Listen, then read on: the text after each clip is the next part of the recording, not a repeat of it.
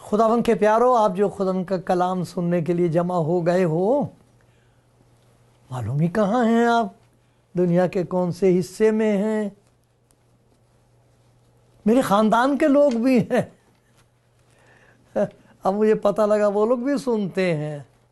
मेरे भाई थे बड़े, उनके बच्चों ने मुझे फ़ोन किया, बड़ी खुशी हुई, वो सुनते हैं। खुदा का शुक्र है कि उन्होंने ये फ़ैसला कर लिया कि हम खुदावंद के पीछे चलेंगे। अरे भाइयों, आप जो खुदावंद का कलाम सुनते हो, आप मुबारक हो, क्योंकि इन बातों में आपने पहचान लिया होगा, अगर कुछ देर से सुनते हैं, इसमें नफ़रत नहीं है, किसी के लिए भी नहीं है। खुदा रहीम है। अगर खुदा रहम करता है तो वो ये नहीं देखता कि किस पे रहम करना चाहिए और किस पर नहीं करना चाहिए। खुदा को दुश्मनी है, नफ़रत है गुनाह से। किसी की भी ज़िंदगी में गुनाह, वो बर्बाद हो जाएगा, लेकिन खुदा उसे बचाने के लिए बहुत कुछ करता है, बहुत कुछ कर दिया है उसने।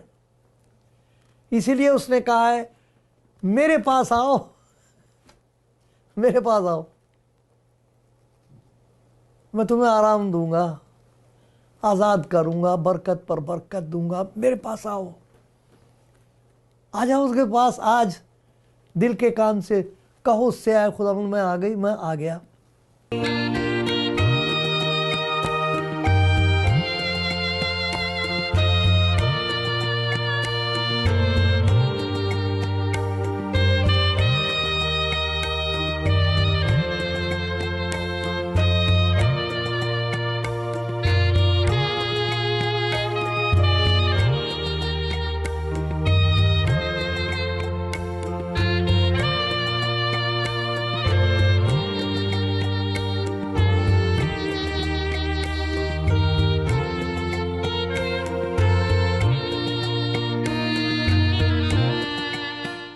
खुदावन के प्यारों, आप सुन रहे हैं खुदा का कलाम जो पेश किया जाता है इस प्रोग्राम में, जिसका नाम है कलाम ज़िंदगी।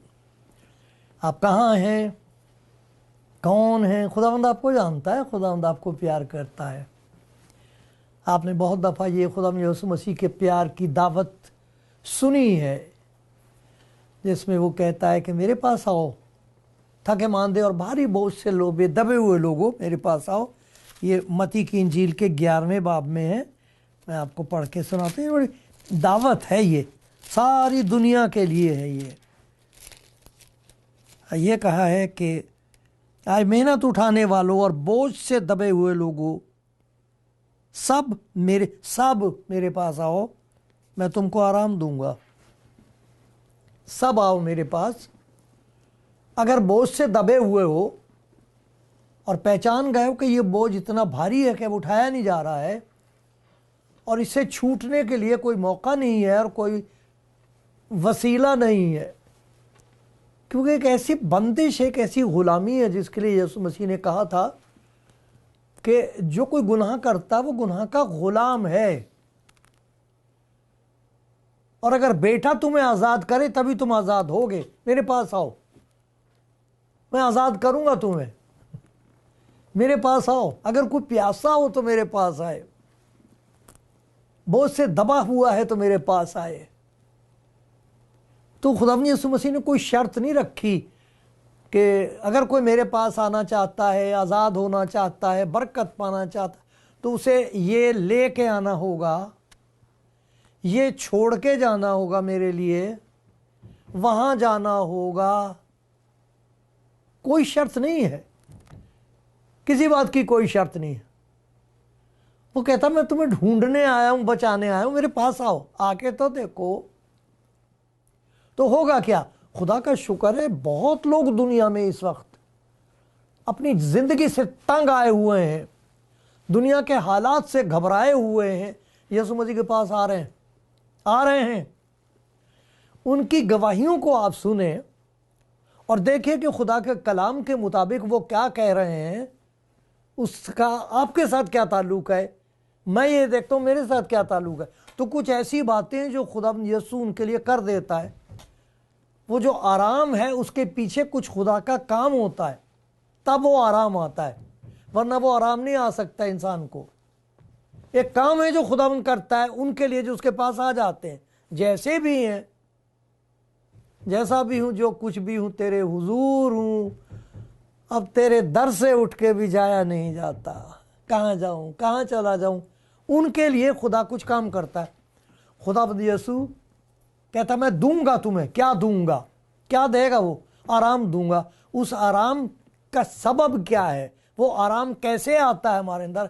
सबसे पहली चीज़ ये कि गुनाहों की माफ़ी का यकीन बख्श देता हुआ। ये नहीं कहता कि ऐसा करो तो तुम्हारे गुनाह माफ़ हो जाएंगे, हो नहीं जाएंगे, वो कर देता है। उसके पास लोग आते तो उसने कहा तेरे गुनाह माफ़ हुए। नबी ने उसके बारे में कहा है, नबियों ने, आप तुम्हारे गुनाह अपने ऊपर ले लेगा। ये वो है खुदा का बरना जो जहान का गुनाह उठा ले जाता है। इस गुनाह की वजह से तुम दबे हुए कुछ ले जा रहे हो, बर्बाद हो रहे हो, जो कुछ करते हो वो लाहासिल है, उसका फायदा कुछ नहीं हो। मेरे पास आओ, मैं एक ऐसा काम करूंगा, तुम्हारे गुनाहों को अपने ऊपर ले लूंगा, तुम्हें माफी का यकीन आ जाएगा, तुम्हें पता लग जाएगा कि तुम माफ हो गए हो। कैसे पता लगेगा? कैसे पता लगेगा? इसलिए कि मैंने कह दिया, क्योंकि खुदा के कलाम में यही तो एक अजीब बात है कि जब वो कह देता तो हो जाता है। यीशु मसीह ने अपने शागिर्दों से कहा था, यूहन्ना की इंजील का 15वां बाब और दूसरी आयत, अब तुम उस कलाम के सबब से जो मैंने तुमसे कहा है पाक हो, कर दिया मैंने तुम्हारे गुनाहों को माफ। और इतनी प्यारी बात है ज़बूर में 32 में, और बहुत जगह इस बात का जिक्र है कि वो खुदावंद की मुआफ़ी हासिल करते हैं, खुदा उनको माफ़ कर देता। लेकिन उसका क्या मतलब है? माफ़ कर दिया, जाओ जो मर्जी करते फिरो। एक औरत को जब पकड़ के लाए थे कि जिना में पकड़ी गई है, पत्थर उनके हाथ में थे, यीशु मसीह को पीछे पड़ गए, तू बता तू बता। असल में वो यीशु मसीह को भी फंसाना मांग रहे थे। आप देख रहे हैं वहाँ पर यीशु मसीह ने कहा अच्छा भाई मारो पत्थर इसके, लेकिन पहला पत्थर वो मारे जिसने कभी गुनाह नहीं किया। और वो खड़े हुए देख रहे हैं, अंदर महसूस कर रहे हैं कि गुनाह तो मैंने भी किया। सारे गुनाह उनको याद आने लगे, हाथ कांपे, पत्थर गिर गए उनके हाथ से। लेकिन उस औरत को यूं नहीं कहा कि कोई बात नहीं, नहीं, उसे कहा मैं तुझ पर जुर्म साबित नहीं करता, इल्जाम नहीं लगाता, लेकिन फिर गुनाह ना करना। तो जब खुदावंद किसी को माफ करता तो वो उसको गुनाह करने की इजाजत नहीं दे देता कि अब मेरे नाम से किया करो जो मैं, ऐसा नहीं है। वजह उसकी ये है कि जिसकी जिंदगी में मुआफ़ी आती है उसकी जिंदगी में खुदावंद यीशु मसीह के लिए मोहब्बत पैदा हो जाती है। वो जो बदी को से मोहब्बत करता है, झूठ से मोहब्बत करता है, दुश्मनी से मोहब्बत करता है, हर किस्म की बदी से मोहब्बत करता, वो यीशु मसीह से मोहब्बत करने लगता है। और यीशु मसीह ने ये कहा है कि अगर मेरा मुझसे मोहब्बत रखता, मेरा हुक्म मानेगा वो। ये सबूत होता है कि हम खुदा यीशु मसीह से मोहब्बत रखते हैं। क्या सबूत होता है? कि हम उसका कलाम पढ़ते हैं और जैसा वो फरमाता हम करते हैं। फरमा के तेरा बंदा सुनता है। वो जो तौबा करके मुआफ़ी हासिल कर लेते हैं वो ताबेदार हो जाते हैं। तो मुआफ़ी के साथ साथ मोहब्बत पैदा हो जाती है। एक औरत का जिक्र है लूका की इंजील में, बड़ी मशहूर शहर की बदनाम औरत है। आ गई है यीशु मसीह के पास, उसको किसी ने दावत नहीं दी है, उसे देख के सब हिकारत कर रहे हैं उसकी। वो लगी हुई है खुदा यीशु मसीह के पाँव धो रही है, आंसुओं से, पालों से पोंछ रही है, इतर लगा रही है, चूम रही है। जिसने बुलाया तो वो कह रहा है ये क्या हो रहा है, ये क्या तमाशा है।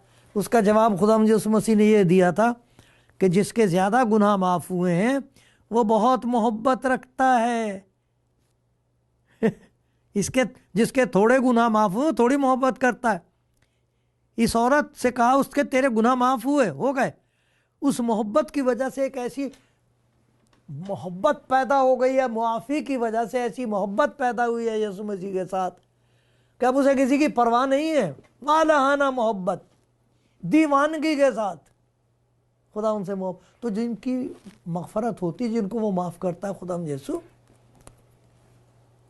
उसके साथ ताल्लुक़ पैदा हो जाता है, मोहब्बत का, प्यार का ताल्लुक़ हो जाता है, वो उसकी बात मानते हैं। फिर एक और चीज़ होती है कि जब वो उसकी मोहब्बत की वजह से कुछ करना चाहते हैं तो पहचान लेते ताकत नहीं है।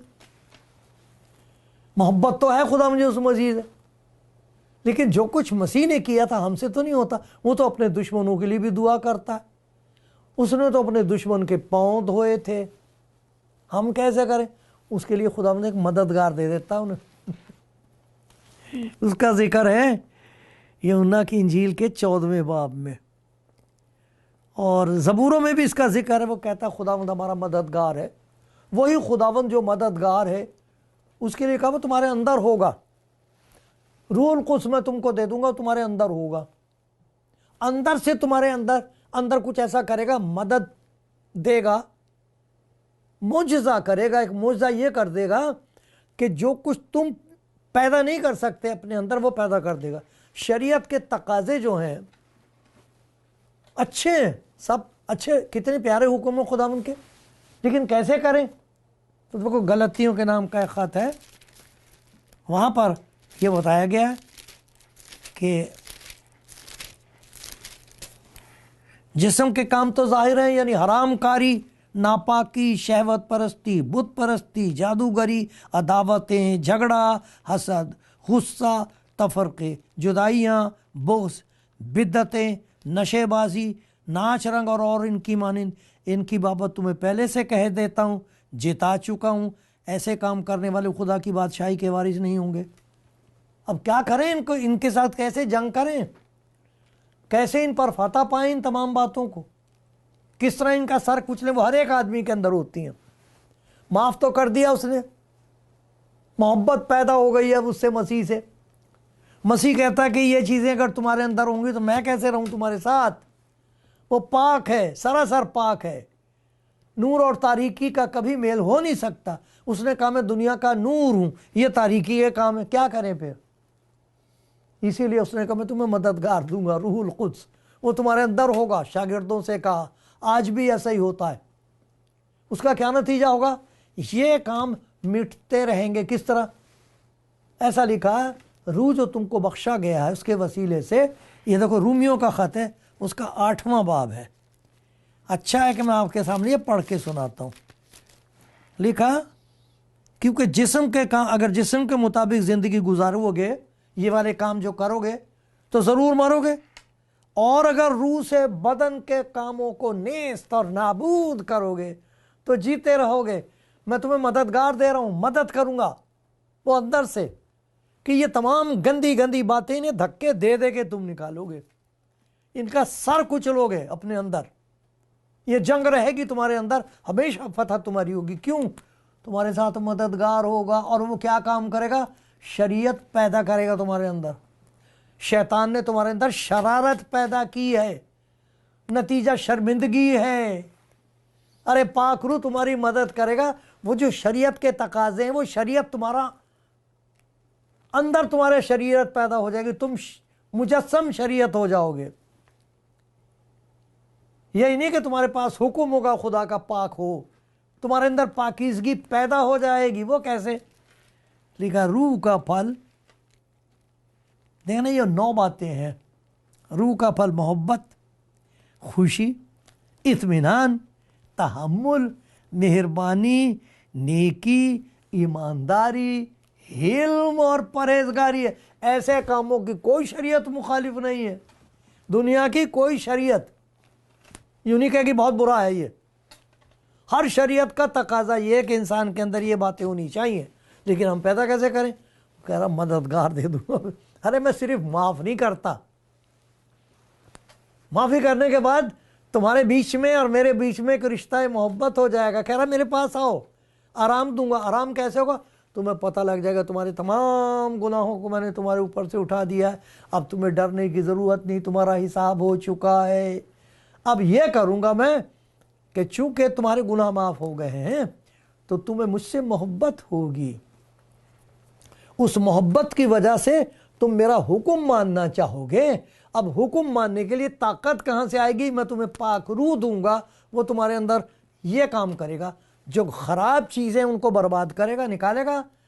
वो चीज़ें जिनसे खुदा को खुशी होती है वो तुम्हारे अंदर पैदा करेगा, वो उसका फल होगा। एक और चीज़ खुदावंद कहता है कि मददगार भी होगा, उसके मौज़ात होंगे। और फिर देखो ज़िंदगी में एक नई बात पैदा हो जाएगी, उसको कहते हैं मुनाजात करना, दुआ करना। लेकिन वो दुआ फ़र्क किस्म की होती है। जिन लोगों की ज़िंदगियों में खुदा की नजात का तजुर्बा हुआ है, उनकी दुआ में और वो जो खुदा उनको नहीं जानते बड़ा फ़र्क है। किसी भाई ने, किसी बहन ने एक्चुअली मुझे बताया था, कहने कि ये बात आपके हमने आके देखी कि आप लोग दूसरों के लिए दुआ करते हो, हम तो अपने लिए दुआ करते हैं।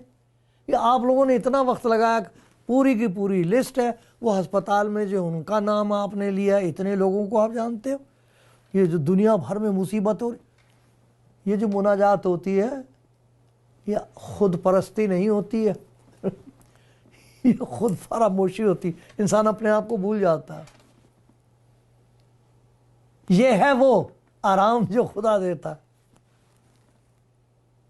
लेकिन बस ये होता है कि जितना ज़्यादा हम खुदा के नज़दीक आएंगे, उतना ही ज़्यादा हमारी मोहब्बत दूसरों के साथ हो जाएगी। और हमें पता, फिर ये नहीं पूछता आदमी कि जी गिरजे जाता है कि नहीं जी, ये नेक औरत है कि नहीं है जी, इनका क्या मज़हब है जी, ये किस में, ये सब नहीं होता है। खुदा के साथ इन चीज़ों का कोई ताल्लुक़ नहीं है।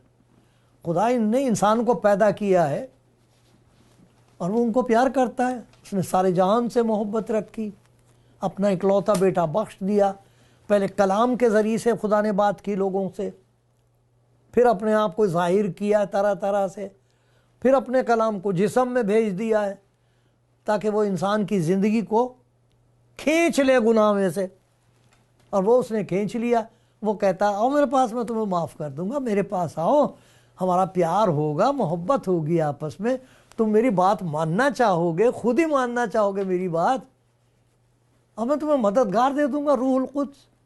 वो तुम्हारे अंदर ऐसा काम करेगा, जो ख़राब चीज़ें वो गायब होती जाएंगी। और जो खूबसूरत बातें जो खुदा को पसंद आती वो तुम्हारे अंदर पैदा होती जाएंगी। और फिर क्या नतीजा होगा उसका कि तुम, भाई होगा ना, मर्द दुआ होगा, बहन होगी, वो दुआ में वक्त गुजारेगी। और आपको ताज्जुब होगा कि जिन्हें नजात खुदा यीशु मसीह की मुआफ़ी हासिल हुई है, रूहुल कुद्स हासिल हुई, उनको दूसरों के लिए दुआएं होती हैं, वो दूसरों के लिए दुआ करते हैं, घंटों दूसरों के लिए दुआ करेंगे, रोज़ा रख के दुआ कर रहे हैं अपने पड़ोसी के लिए। कोई बीमार का पता लगा, उनको खुदा ये खिदमत दे देता है मुनाजात की। और उसका ऐसा होता है कि समझ में नहीं आता कि दुआ करें कैसे। तो ये लिखा है कि ऐसा वक्त आता है कि ये पाक रूह लिखा हमारी कमज़ोरी में हमारी मदद करता है। क्या बात, कमज़ोरी क्या कि मालूम नहीं होता कि क्या दुआ करें, अब क्या करें, ये तो मालूम है किससे करें, लेकिन अब मांगे क्या। बोझ दिल में, दर्द है दिल में, आंखों में आंसू है।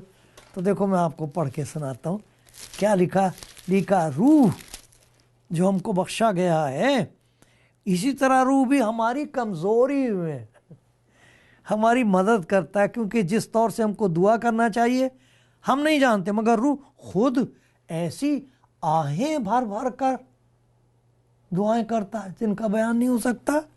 आहें भर भर कर हमारी शिफात करता जिनका बयान नहीं हो सकता। ये क्या चीज़ है। मैं दुआ करना मांग रहा हूं, मुझे मालूम नहीं क्या दुआ करूं। दिल मेरा तड़प रहा किसी और की नजात के लिए, मालूम नहीं क्या करूं। खुदावंद मेरा मामला खुदा के हुजूर पेश करता है, और खुदा जो सब कुछ जानता है, सब कुछ समझता है, सब कुछ कर सकता है, ऐसी मुनाजात और ऐसी आहों को सुनता है जो रूहुल कुद्स की आहें होती हैं। यही नहीं कि वो आराम दे देता है, एक किस्म की बेआरामी भी देता है, बेचैनी भी देता है, लेकिन वो अपने लिए नहीं दूसरों के लिए होती है। उनको बता देता सारी चीज़ें मिलकर खुदा से मोहब्बत रखने वालों के लिए भलाई पैदा करती हैं। कई दफ़ा अपने दुख ऐसे होते हैं कि हमारी समझ में नहीं आता कि क्या करें। कई दफ़ा दूसरों के लिए बोझ ऐसा आ जाता है, हम कहते हैं खुदा क्या मांगूं, खुदा आंसू दे देता है, आंसू दे देता है। बड़े प्यारे और पाक आंसू होते हैं। उनके लिए दाऊद ने कहा था मेरे आंसुओं को अपने मशकीज़े में जमा कर ले। खुदा शुमार रखता उन आंसुओं का कितने कतरे गिरे।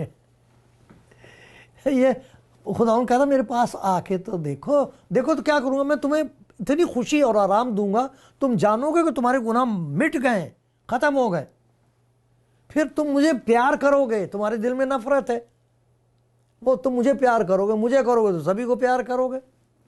प्यार करोगे तो फिर अपने आप को ताबेदार करना चाहोगे, मेरा हुक्म मानना चाहोगे, उसके लिए मैं तुम्हें पाक रूह दे दूंगा,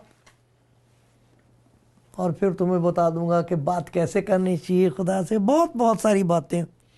और फिर उन्हीं ऐसे ही शख्स को जिसको ये तजुर्बे होते हैं, उसको खुदा एक और बड़ी बख्शत देता है, उसको मुनादी करना कहते हैं, खुशखबरी सुनाने वाला। कभी हो नहीं सकता कि जिस पर खुदा का रहम हो गया है वो घर बैठा रहे, उसे किसी की कोई फिक्र ना हो, नहीं, उसका जी चाहता बता दे अरे एक मसीहा है, मेरी प्यारी बहन एक है, मेरे प्यारे भाई एक है, भाई साहब एक है, आपको प्यार करता है, आपका बोझ उठा लेगा, आपकी ज़िंदगी में एक नया काम कर देगा। मेरे प्यारे भाई, आप मेहनत कर करके थक गए हो, घर में चैन नहीं है, सब कुछ होते हुए फिर आराम नहीं, अरे एक है, उसका नाम है मसीह, वो मसीहा है, वो कहता मेरे पास आओ। क्या रोक रहा है? कौन सी चीज़ है जो उस तक जाने के लिए रोकती है? ये सब कुछ तो मुफ्त है, फौरन है। ये नहीं हो कि इंतज़ार करो मरने के बाद मिलेगा।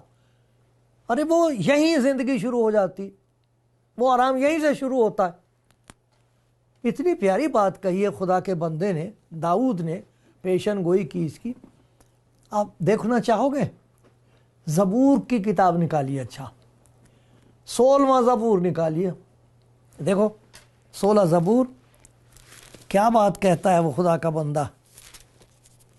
ये आपका तजुर्बा होगा, मरने के बाद नहीं। यहाँ मरने के बाद तो और कुछ होगा, मरने के बाद का तो देखो मैं आपको सुनाता हूँ। देखो कैसी प्यारी बात याद आई है, जब यहाँ से जाने के बाद क्या होता है उसके लिए तो खुदा के बारे में ये बताया गया है कि जो चीज़ें ना आंखों ने देखी, ना कानों ने सुनी, और ना इंसान के दिल में आई, वो सब खुदा ने अपने मोहब्बत करने वालों के लिए तैयार कर दी। वहाँ की तैयारी की बात और है।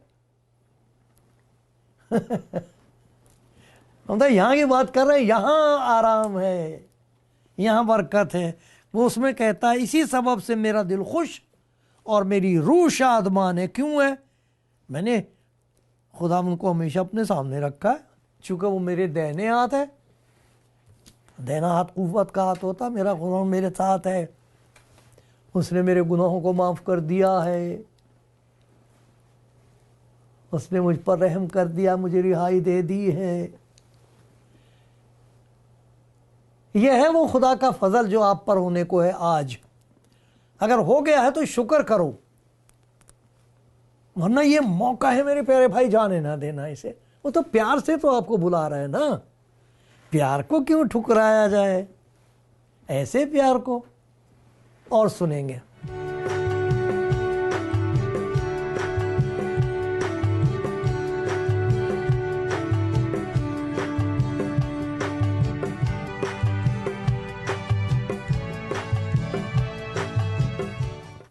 आप सुन रहे हैं खुदा का कलाम, और हमने ये देखा कि खुदा यीशु मसीह की दावत है गुनाहगारों के लिए, और उसने ये बताया मेरे आने का मकसद यही है कि मैं गुनाहगारों को ढूंढूं। रास्तबाज जो पहचान जाते हैं कि उनकी रास्तबाजी काफ़ी नहीं, वो ढूंढते हैं किसी को, कोई है जो हमारी कमी पूरी करे। तो ये रास्तबाजों के लिए, जो अपने आप को रास्तबाज समझते हैं, उनके लिए दावत है। वो जानते हैं कि हम अपने आप को बचा नहीं सकते। गुनाहगार कहते हैं हमें तो रास्तबाज नहीं घुसने देते। अरे सबके लिए दावत है। क्या होगा अगर आप आज उसकी आवाज़ सुनकर कबूल करो उसको, कहो मैं आ गई खुदा, मैं आ गया, मुझे चाहिए, मुझे आराम चाहिए, कहीं नहीं आराम, मैं बहुत बेआराम हूँ, मैं तो सो भी नहीं सकती, मैं तो डर के मारे सो भी नहीं सकता, आ जाओ। क्या करेगा? आपके ऊपर से गुनाह का बोझ आएगा, आपके साथ मोहब्बत का रिश्ता कायम हो जाएगा, आपके अंदर एक मददगार आ जाएगा कि आप कहोगे ये नहीं मेरे से हो पा रहा, मैं माफ़ करना मुश्किल लग रहा है, और वो ताकत दे देगा, आप कर दोगे माफ़, माफ़ी मांगने की ताकत दे देगा। कोई दुश्मन नहीं रहेगा, बोझ नहीं रहेगा, मोजज़ात करेगा आपके अंदर, बाहर नहीं, अंदर करेगा, रूह में मददगार आ जाएगा। आपकी ज़िंदगी दुआया ज़िंदगी बन जाएगी, बद्दुआएं नहीं देंगे, खुदा से बातचीत चला करेगी, और फिर आपकी ज़िंदगी चलती फिरती मुनादी हो जाएगी। पौलुस रसूल, वो खुदा कलाम में लिखा है कि तुम खुदा का जिंदा, खुदा का मक़दिस हो। शुक्र है खुदा का हर एक इबादत गाह के लिए, लेकिन सबसे खूबसूरत इबादत गाह तो दिल है, जिसमें खुदा देखना मांगता है कि इस दिल में कोई और बुत तो नहीं है। ये इबादत खाना है कि बुत खाना है? अगर ये बुत खाना है तो फिर ये हलाकत खाना है, नतीजा बर्बादी है। लेकिन खुदा का शुक्र है आज आपको वो बुला रहा है। लेकिन अगर आज उसकी आवाज़ सुनो तो अपने दिलों को सख्त ना करो। आपके पास इतनी ज़बरदस्त गवाही होगी मेरी प्यारी बहन, मेरे प्यारे भाई, आप चलती फिरती मुनादी बन जाएंगे। खुशबू शोर नहीं बचाया करती, लिखा तुम इस खुशखबरी की खुशबू बन जाओगे। आप बगैर किसी खौफ के, बगैर किसी नफरत के, आंसुओं के साथ, कई दफ़ा सिसक सिसक के गवाही देंगे मेरी प्यारी बहन, मेरे प्यारे भाई। आप बताओगे कि मेरा तो बहुत बुरा हाल था। किसको कहते हैं आराम? चैन कहाँ, आराम कहाँ? अरे शुक्र है कि खुदावंद यीशु मसीह का नाम मुझे पता लग गया। शुक्र है काम उसने मेरे अंदर कर दिया है। अब मैं कह सकती हूँ, अब मैं कह सकती हूँ वो मेरा मसीहा है, वो मेरा मददगार है, वो मेरा मालिक है।